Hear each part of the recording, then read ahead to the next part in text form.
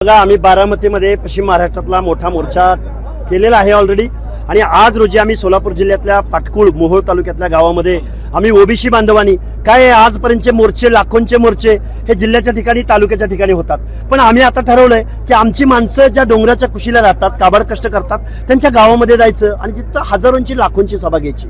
हा जी.आर. आम्ही इथं फाडलाय प्रतिकात्मकरित्या, पण हा जी.आर. जोपर्यंत रद्द होणार नाही तोपर्यंत इथला ओबीसी इथल्या सत्ताधाऱ्यांना, विरोधकांना, आमदारांना, खासदारांना, कारखानदारांना, जागीरदारांना मानणार नाही, मतदान करणार नाही।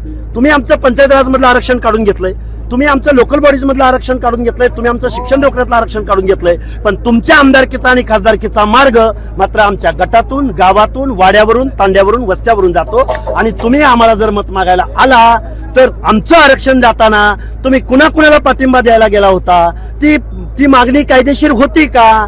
हा जो जी.आर. काढला गेला, या जी.आर. अन्वये ओबीसीचं आरक्षण वाचलं का संपलं हे तुम्ही आम्हाला कधी सांगणार आणि तुम्ही काय करत होता हा आम्ही प्रश्न इथल्या सत्ताधाऱ्यांना विचारू।